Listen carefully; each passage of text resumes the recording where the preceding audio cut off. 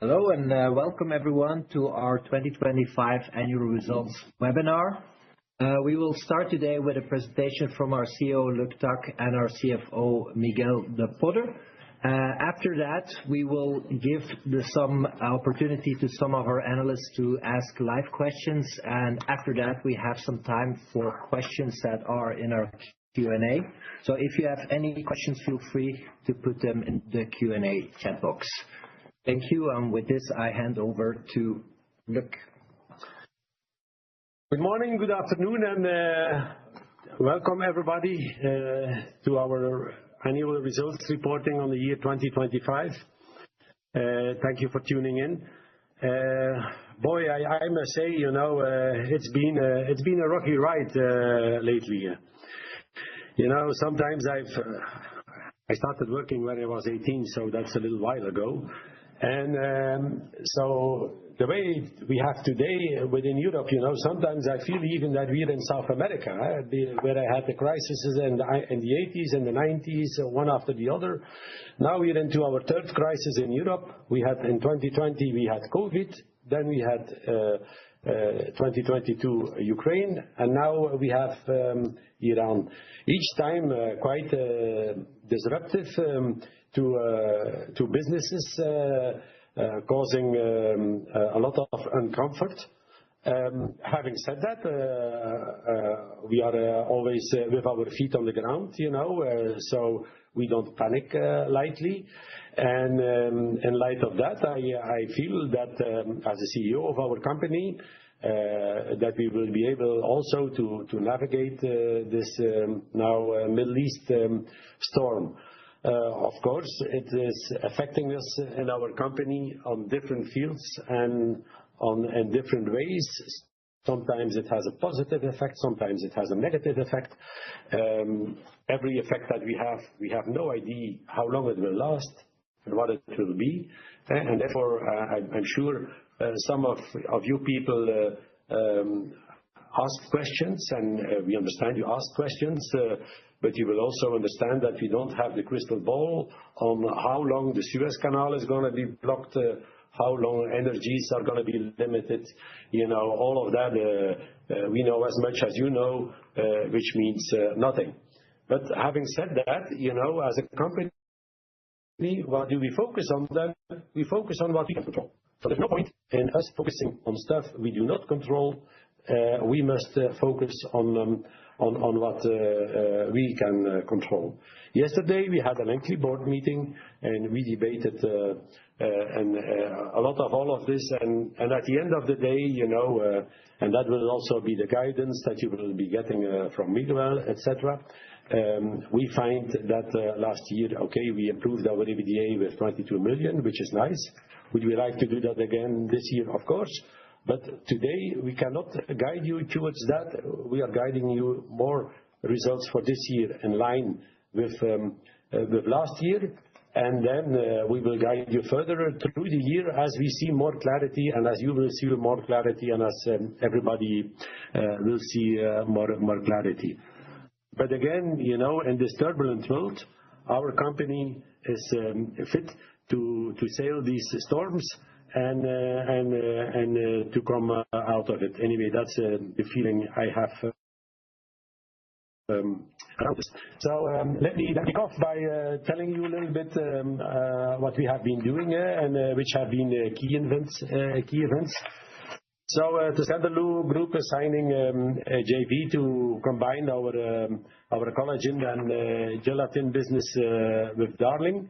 The picture that you see here was the signature in Houston of the binding agreement. And so, of course, now we are going through the regulatory stuff, and so we are working with authorities, we are answering questions, and we hope that the transaction will close in 2026. But again, that is not in our power. We need to satisfy every authority and give them the time to answer. of course, I'm sure you can appreciate that since this is a global business, there are many countries involved, and some of them have different time horizons than others. Tessenderlo already opens a new plant in Ohio. I was in the US up to 7 days ago. I have also been traveling. I was in Phoenix, I was in Houston, I was at different places, and I'm pleased to say that today we get a market confirmation that the Defiance plant is a good investment. Customers are complimenting us on making that investment and are also happy that the product is now locally available. I think you should never underestimate the logistics that come into our business, and by having a plant within the market where people can come and get a product is definitely further supporting our development. And then this is a minor company, a smaller company that we acquired, which is Oosterwolder AG. So what is Oosterwolder doing? Oosterwolder is making powder presses. It's a unbelievable, you see the technology, because in our company, Melotte, we do 3D printing, and there you build up a piece layer by layer out of powder. Here, the process is completely the opposite.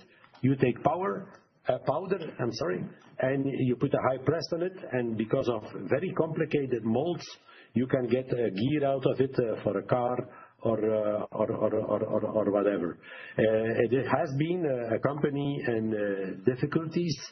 It has not been an easy journey so far, and again, I'm not going to bore you too much about it, but we bought a Swiss company, and 6 weeks later we were told that we had, I forget now how much, 40 or 50%, 39% of duties shipping to the US, our biggest market. So this was again the perfect storm because of this. Like I said, sometimes this makes me feel like when I was in the 80s and the 90s, when I was a lot younger and looking nicer than today, but it still gives me the same sentiment. So, but anyhow, that's behind us now, and so we are learning to know more about the company, where the strengths and the weaknesses are, and that will be a continuing story. Then I'm very happy to announce you the acquisition of the Metam labels in the United States and Canada from Eastman.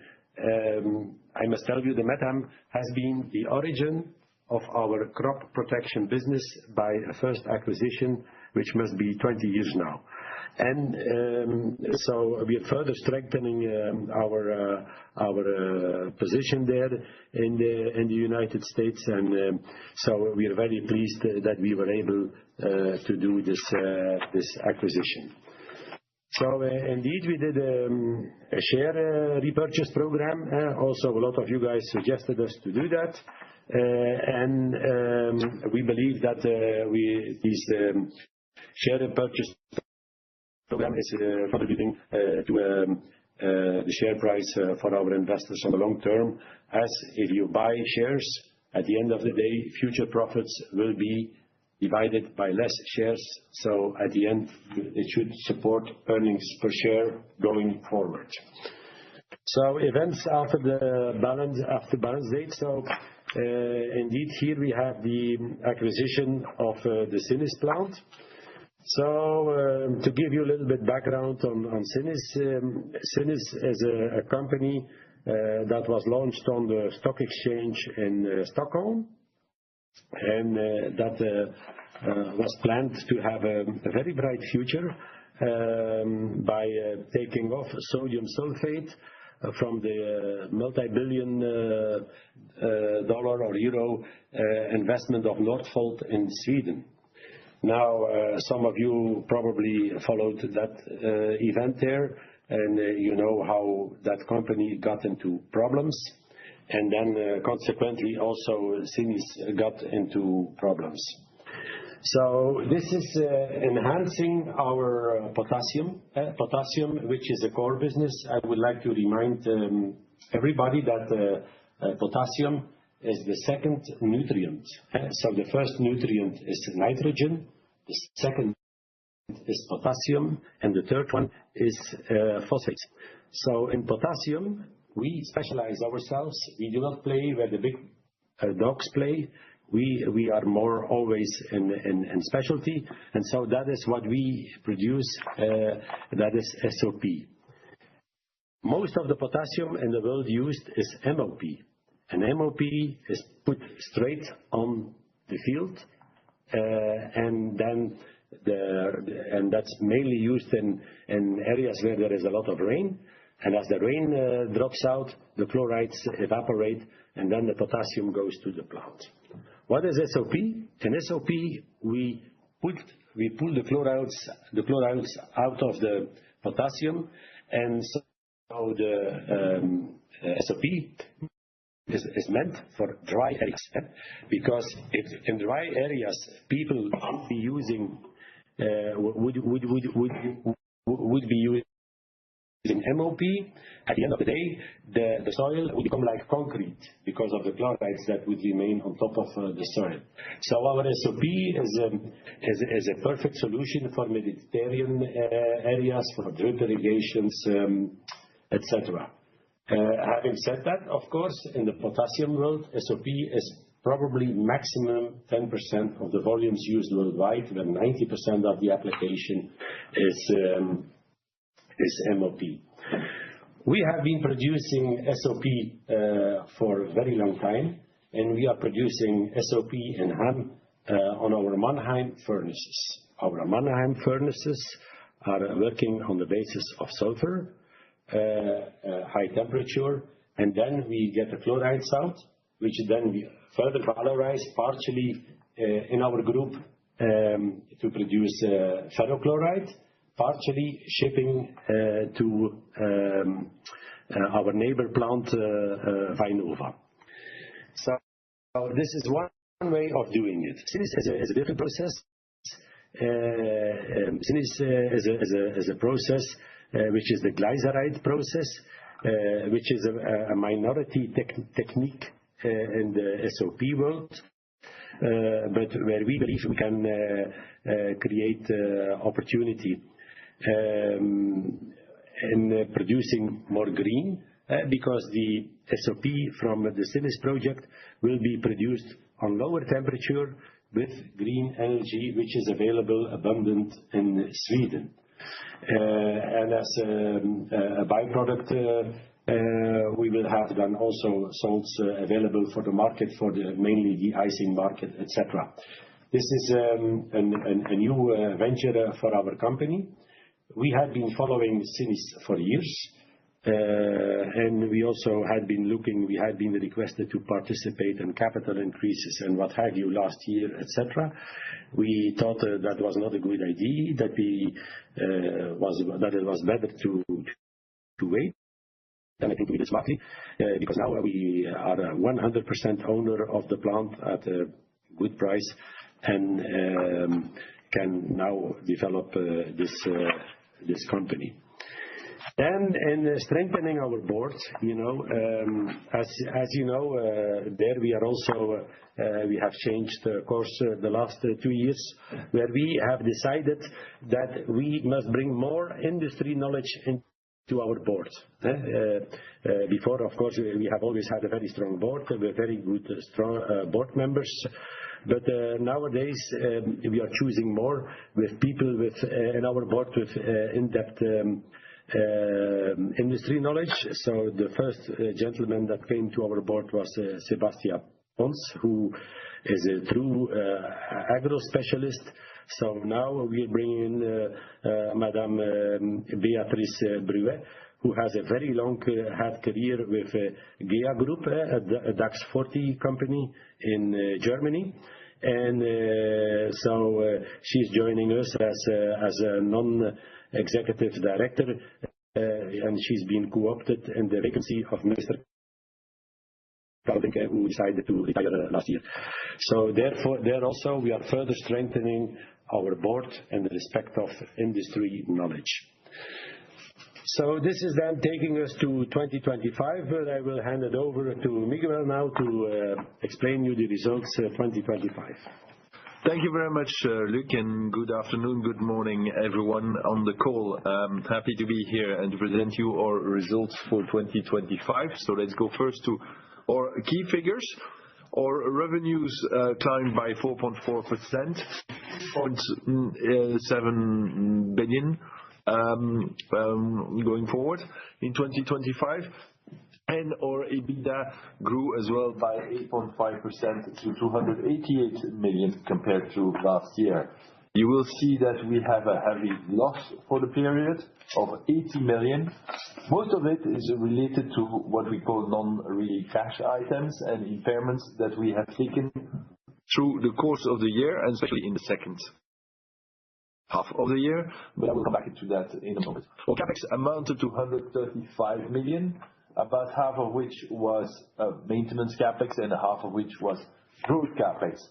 We are basically finishing a big wave of growth CapEx with new plants. You have heard Luc saying that Defiance was fully operational since August, and we continue on that trend.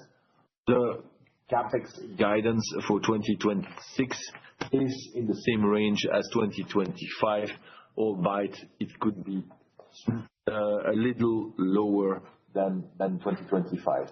The cash flows generating from operating activities was still strong at 225 million for the year.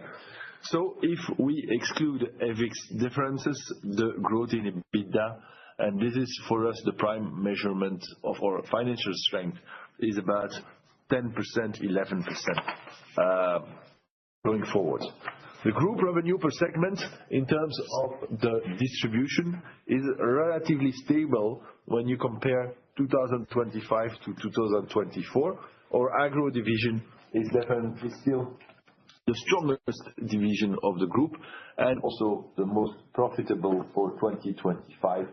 All the other entities remain relatively similar.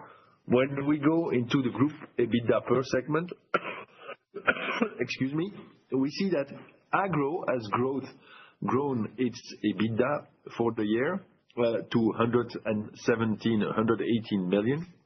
That in biovalorization we had a growth as well, but it's maybe a tale of two stories between PV Liner and Akiolis. I'll come back to that. Unfortunately, industrial solutions was not able to materialize any growth. We've had very challenging times in the construction market, especially in Europe and in France in particular, which is definitely difficult for the growth. And machine and technologies in the first half of the year, so you remember that Picanol had a very strong first half of the year. That is translated into these figures. For T-Power, we have a full year of revenues of RWE under the tolling agreement.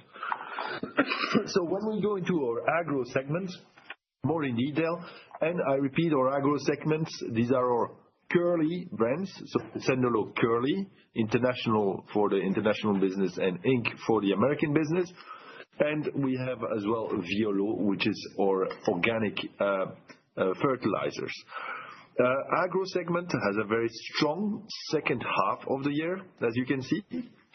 Even without, if you take off the one-offs, like the impact of Tigersul, which has been contributing to the figures for the first time this year.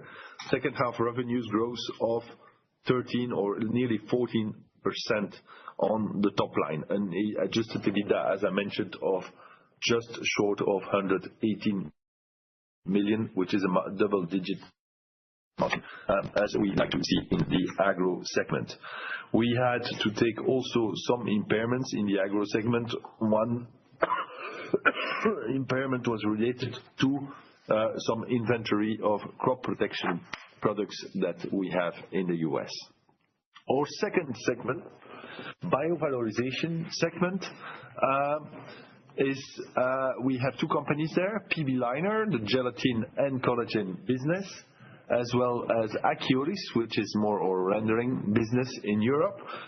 You see here actually a tale of two stories. First of all, the rendering has been more positive, contributing to the biovalorization segment this year than the gelatin and the collagen. The gelatin and the collagen within PB Leiner has gone through restructuring. We closed our plant in the UK earlier in the year, which was doing bone gelatin. So there you see definitely a drop in revenues with less products being sold. We also had an incident in our plant in Argentina, our collagen plant in Argentina, whereby we had to stop production for quite some weeks, and the plant is still not 100% operational, but only, I would say, 75% operational right now. So not fully contributing to the results as we would expect. Just as a reminder, our PB Leiner business is definitely, as Luc mentioned, now up for the merger with the Rousselot business from Darling Ingredients. Industrial Solutions segments, we have three brands there: Dyka, Kuhlmann, and Moleco. Dyka is our pipes and fittings manufacturing. We had, while you will remember, we had a very stable first half of the year. There has been a significant decrease in the second half of the year, especially on the EBITDA. You see the EBITDA in overall is minus 50% compared to the year before. Several reasons for that. The slowdown in the construction sector, mainly in France, but also in other parts of Europe, have weighted negatively on the results. Secondly, for Kuhlmann and Moleco, the first half was not great, and it continues like that in the second half, with even further deterioration of the volumes, mainly. But we were able to maintain our margin in both sectors. Machines and technology segments, Picanol, Psicontrol, Profero, and Osterwalder, as well as Melot, are part of this segment. You will remember that we had a very strong first half of the year. The second half is in line with the previous year, so less strong, unfortunately. But it's also a tale of several stories here. While the weaving machines are currently suffering from the geopolitical environment and the crisis in textile in general, Psicontrol and Profero, as well as Osterwalder and Melot, have been able to grow outside of the Picanol group, meaning that they are now having much more outside revenues than intercompany revenues, while they were just suppliers of the Picanol group, which is not the case anymore. Brings us to our last segment, T-Power. T-Power has done relatively well in 2025. Relatively well because of much more start-stops and much more availability, which gets some bonus payments under the tolling contract with RWE. A lot of you will ask, will have the question, what will happen with T-Power after RWE? Well, unfortunately, we cannot disclose anything so far. What we can disclose is that we have several options on the table. None of these options is a binding option so far. And in the current volatile environment, we will only communicate when a binding option has been done or has been signed. But we do believe that, and we do believe that on the 1st of July, there will be a new contract in place for the future of T-Power. Let me walk you through the adjusted EBIT to profit details. As I already mentioned, we took some large impairments and non-cash items in the second half of the year. First of all, our Tessenderlo Curly International SOP plant in Ham. It's a very vintage plant, as we call it, with still a big legacy on the phosphate when Tessenderlo Group was still doing phosphate fertilizers. This plant needs a lot of maintenance, and our maintenance and the capex has been building up in the book value of the plant, but doesn't really match the value in use of the plant. So we were forced to take a 26 million impairment on that particular plant. You will remember as well that when announcing the merger with PB Leiner and Rousselot, the plant of Vilvoorde was typically excluded from the perimeter of the transaction. We therefore have also impaired a big portions of the machinery and assets on the plant in Vilvoorde, which has been up for sale since the announcement of the transaction. And then we did some other adjustments in our environmental provisions, and here and there some smaller impairment losses. These amounts to 78 million in total. 59 million of nearly 60 million are finance costs that are related to mainly intercompany loans between Europe and the US that we have to take on a mark-to-market basis each time we publish our balance sheet. We started with an euro-dollar rate of 1.03, and we ended up the year at 1.175. So mainly the largest portion of this finance cost, 54.4 million, is related to that, and the rest are cash expenses. If we want to do the bridge of the net financial debt, 288 million of EBITDA, what did we mainly do with that? Well, 135 million of capex, half of which growth capex, half of which stay in business capex. So that's a big portion. We spent also 21 million into acquisition, one Oosterwolder AG, and the second one of the Meetham Eastman contracts. And we distributed about 82 million euros in shareholders' value through dividends or through share buyback. Our outlook, and Luc already anticipated our outlook, it is in the current market environment for us very, very difficult to come with a very precise outlook. Do we prefer to play it safe by saying we will be in line? Remember that as from the 1st of July, the very strong tolling agreement we have with RWE will not be in place anymore. So being in line with 6 months of way low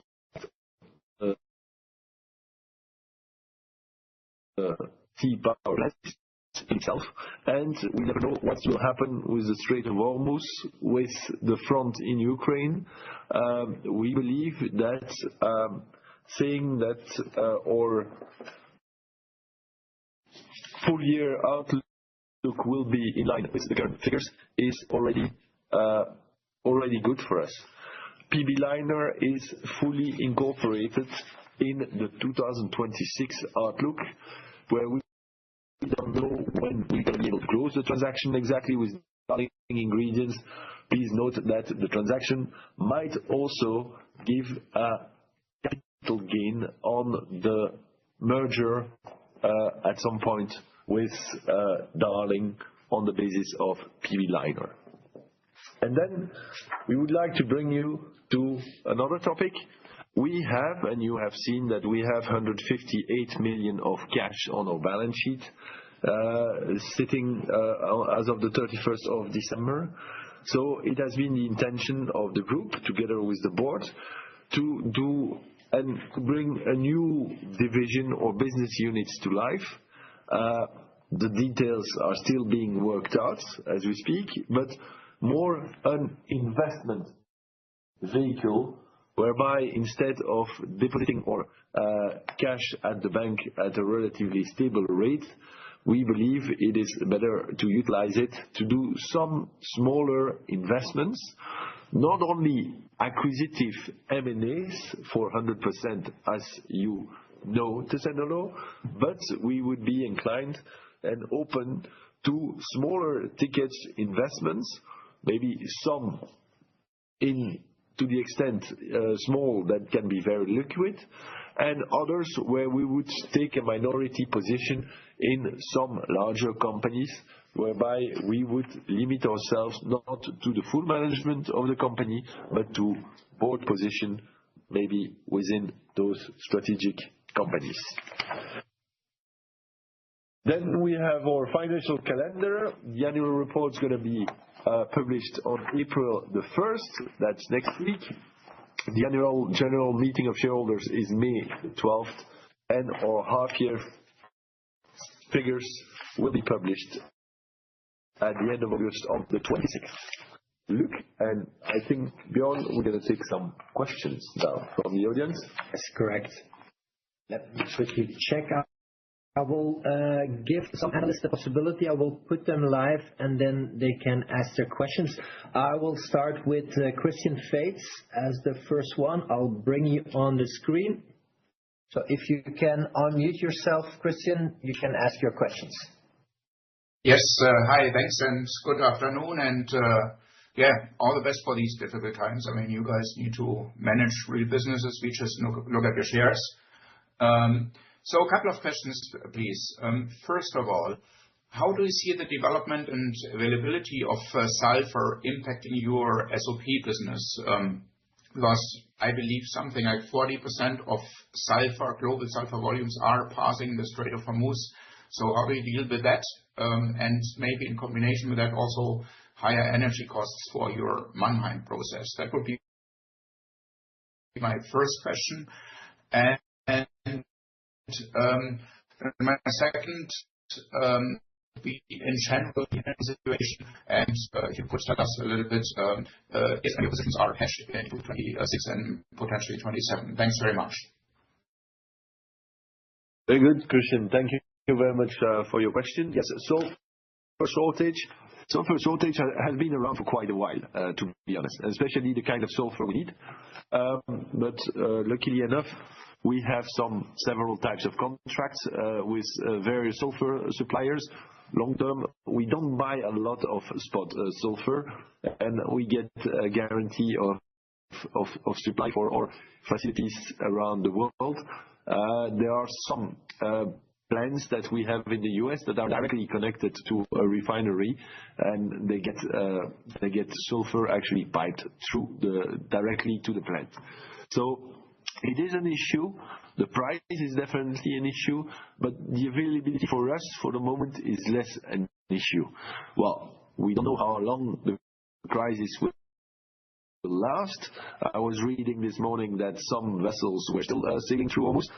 Maybe they will reopen it by next week, and that would be one crisis less. But indeed, we're monitoring the situation actively.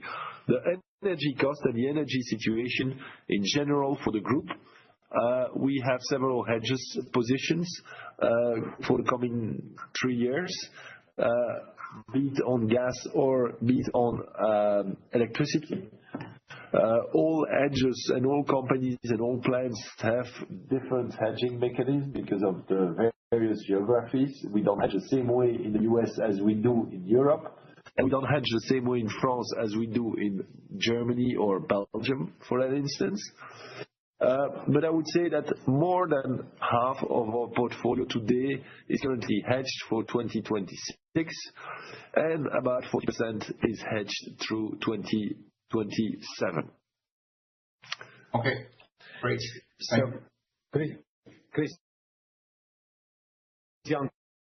to add some flavor to that, to be sure, so we do have understand the pricing is of course monthly determined by the index. And we are a victim of the index increases, or we benefit if indexes are going down. In respect of the energy costs, indeed, energy is an important factor in the chemical industry, and since you are a chemical industry expert, I think it is important to say that we as chemical plant do not use gas as a raw material.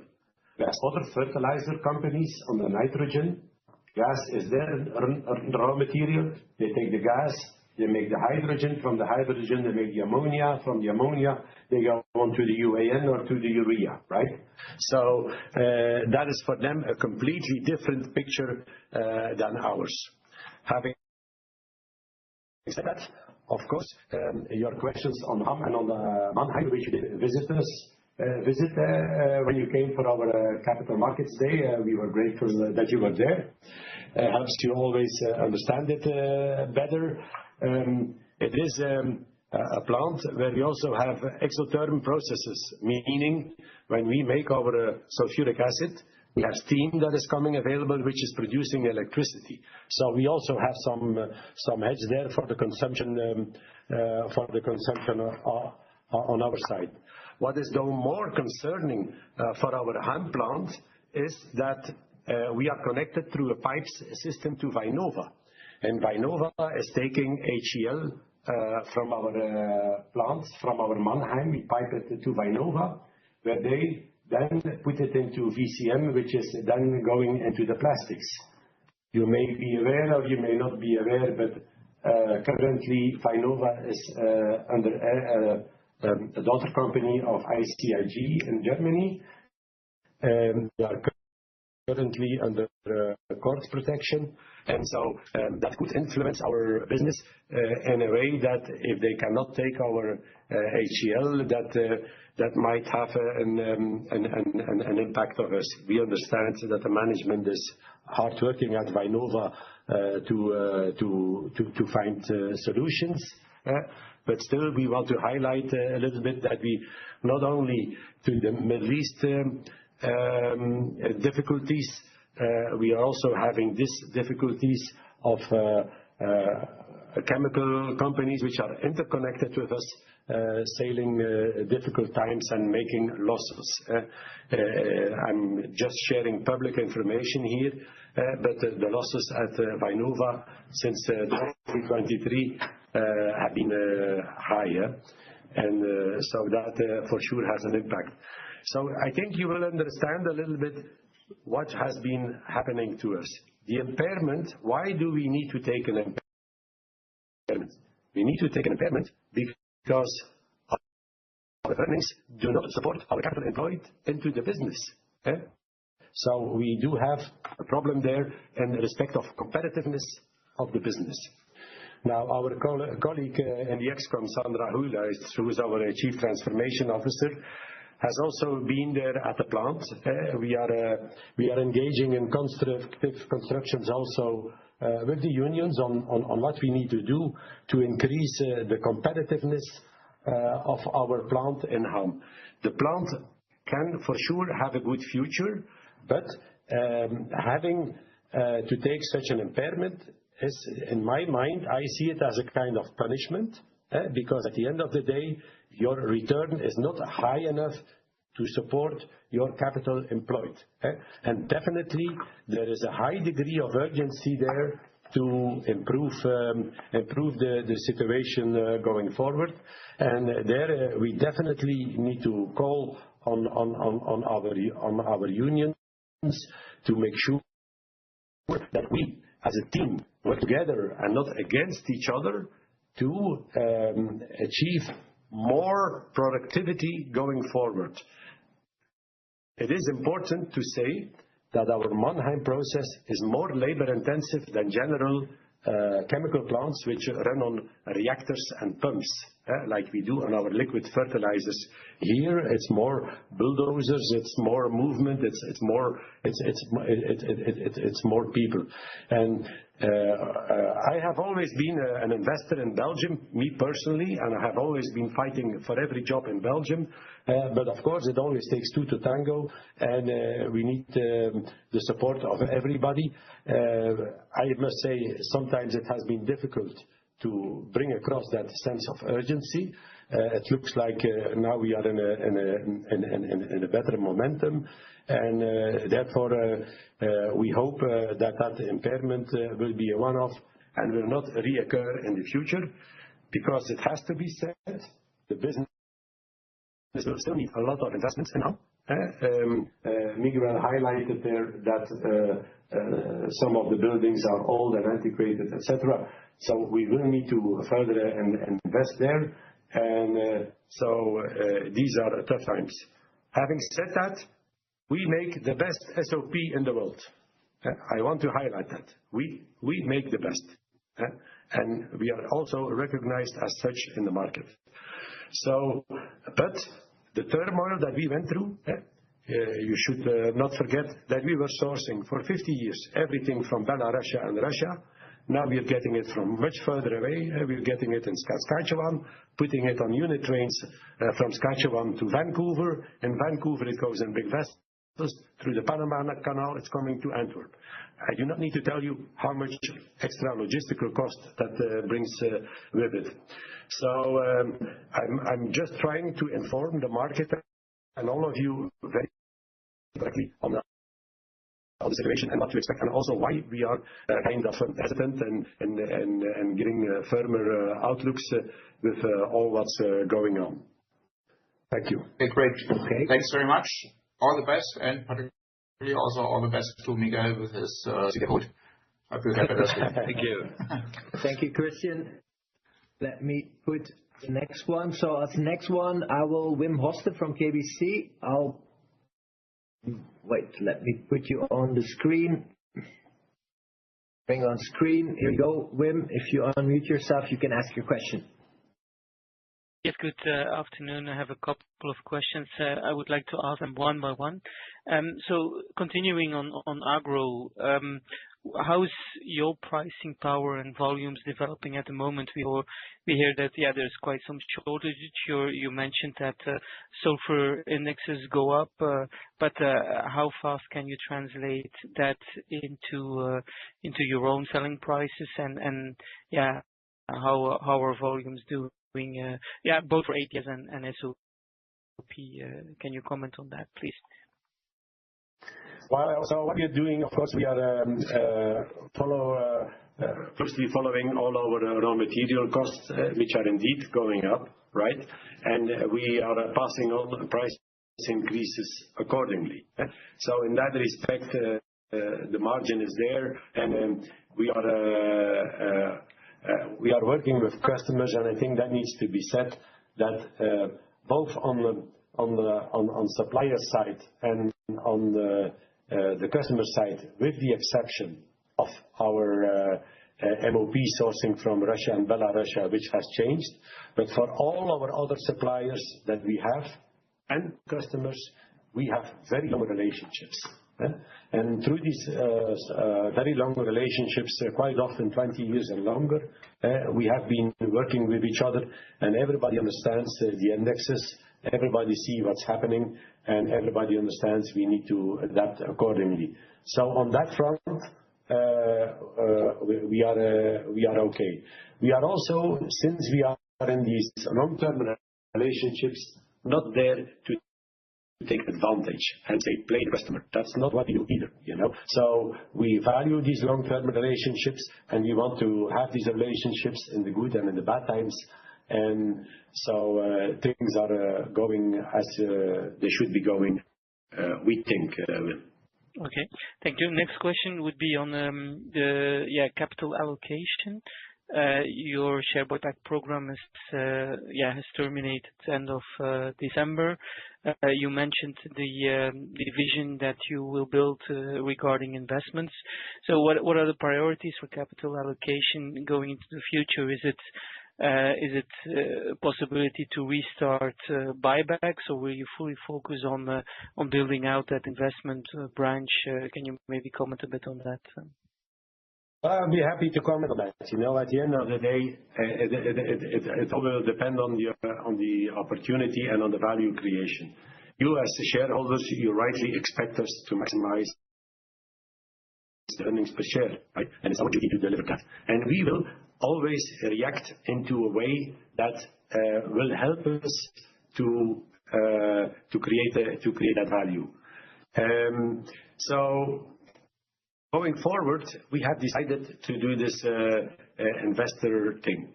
I must say that is something that I was explained and told to me some 20 years ago. 20 years ago, I bought a company, Artilat, from Brederode, from Mr. Pierre van der Merch, the CEO at the time. And he explained to me at the time how he was using his shares that he was buying in big multinational companies, which were always liquid, as a little bit as his bank account. Where he said, if I see a big opportunity to invest into private equity, I sell shares and I invest in private equity. And then when a private equity fund is coming to it, I have cash coming in and I buy again shares. So we have, as I said, going forward, we prudently should use our balance sheet a little bit more going forward, but always having in mind liquidity. And the difference is, if you do an M&A transaction, you buy something and you have no liquidity anymore, you spend the money and you have to work within it. It can go well, it can go wrong, or you may need money for something else, but the money is locked into it.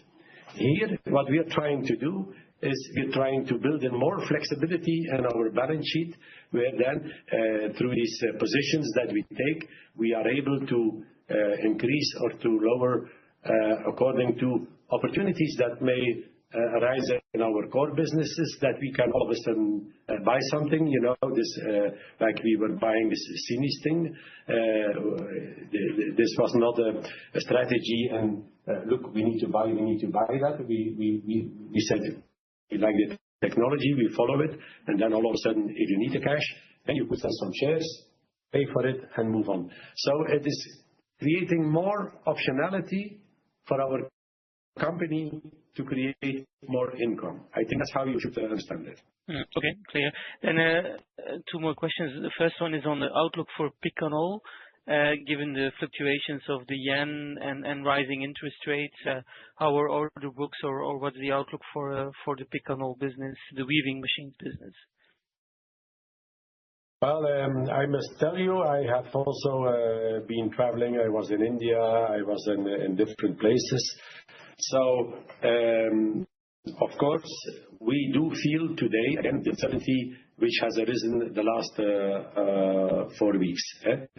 So I must say, what is encouraging in the textile business is that the mill capacity is running quite well. So when you look with our customers, they are running quite well. What we are seeing is that machines are getting older. And I think there will also need to be replacement of machines going forward. Of course, CapEx require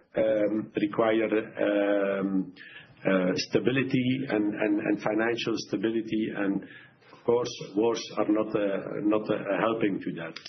I must say that I'm despite the short time work that we are experiencing in Ypres, where we unfortunately had to lay off some colleagues last week to align the production capacity more with the demand. We still have, how you call it, if I may say, the Flemish stample days. We still have days of technical unemployment. Yeah. So we are still doing that. I can tell you that technology-wise, our leadership is still there. And it is not just me saying it, it's even the Chinese saying it in their 5-year plan, where they are putting in the 5-year plan that they should producers of machines showcase the Picanol technology. Yes. So there we are technology-wise, we are good, and so then it is purpose to go through these difficult storms that we are facing. Okay. And then a final question from me would be on T-Power. I recall from the past that utilization was very low. So can you maybe, without discussing really the options on the table or potentially on the table, can you comment on what the current utilization rate of the plant is in 25, for example? Well, no, we cannot do that, but I can help you in another way, I believe. We believe that the future of gas power plants is not in the running hours. The future is in the flexibility.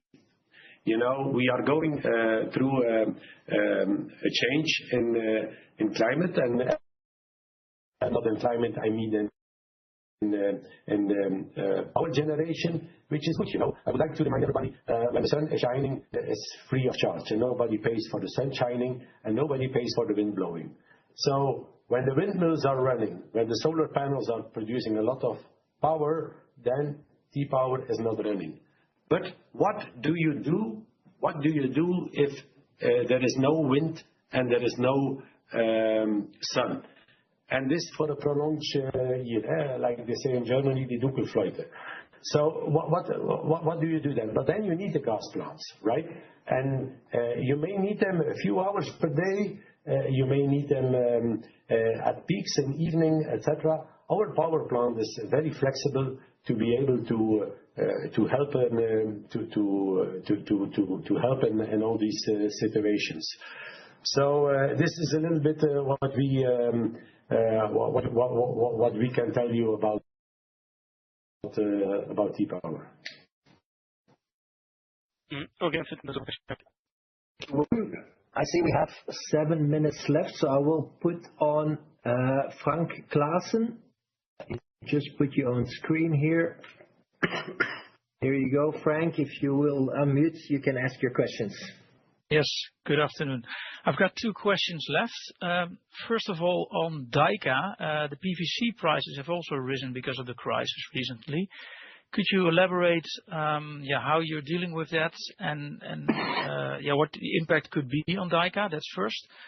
And then secondly, the CapEx, flat in 26, which means still half of that is growth CapEx. What are the main growth projects where you spent your growth CapEx on in 26? Thank you. All right, I'll take the first one. Miguel can take the second one. So on DYKA, indeed, polymer prices are going up. We're using PVC, polypropylene and polyethylene. As such, we are also adapting our sales prices as we have to. But for me, the biggest problem that we have in Europe is that every politician, also in Holland and everywhere, is talking about the housing shortage and how we should address that. Like, to me, that is a huge opportunity for our economies if we can unleash the construction market. And I think that's really what we need. There is a shortage in every country of hundreds of thousands of housing, yet the release of building permits is still coming down. Figure that one out. Big shortage and building permits going down. So there, of course, there is a big appeal towards governments. By the way, unleashing permits and unleashing grounds has no budgetary problems, right? Doesn't cost the government any money. It's just to make a decision. Let's free up space. Let's free up permitting. Let's make sure that permitting do not take 6 or 8 years to be granted with endless appeal periods, etc., so that we can get the economy moving. And then, to me, that is the most important that we need. Yes, and the PVC price have been quite low for quite some years right now, and so seeing the PVC price increasing, it's not a shock. It is something that we had foreseen. There is an overcapacity of PVC in Europe in general. We talked about the situation with Vinova earlier. And so, yes, they gradually increase, but okay, we're also hedging our PVC supply for Dijka.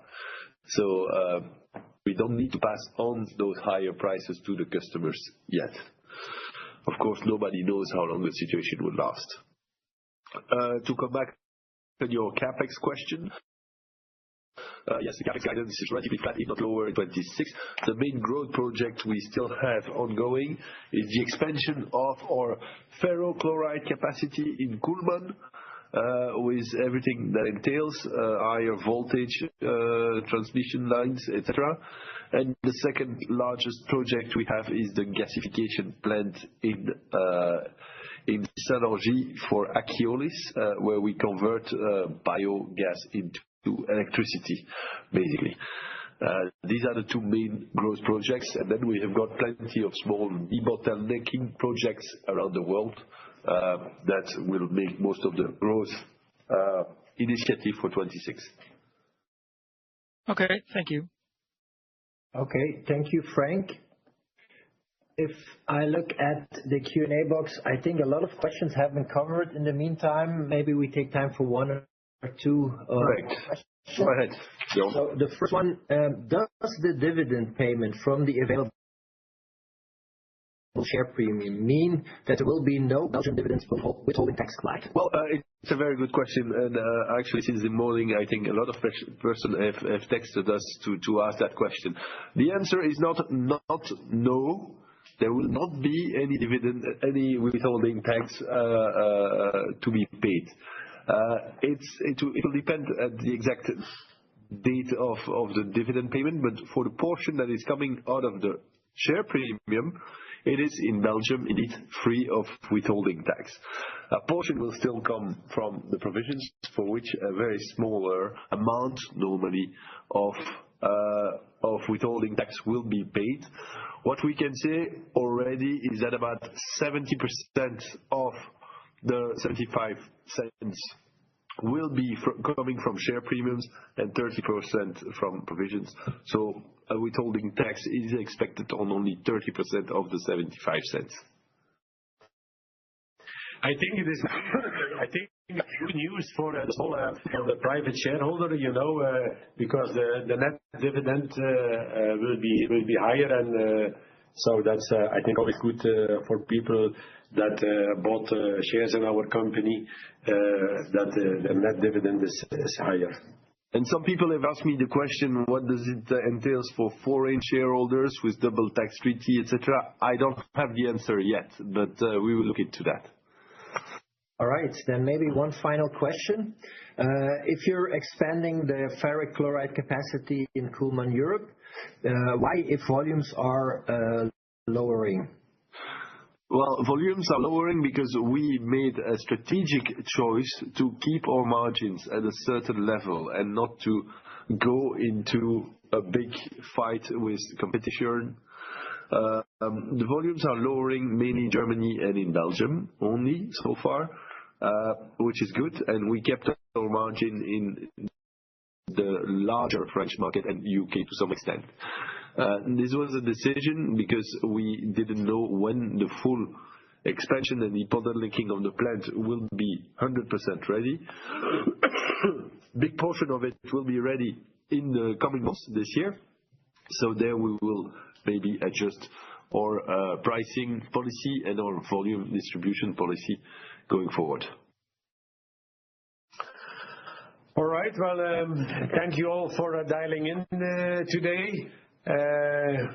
Be sure we will do our utmost best to run the company as good as we can, and this with a long-term perspective, so that we are doing a good job on the long term and not getting carried away with the waan van de dag of the craziness of the day.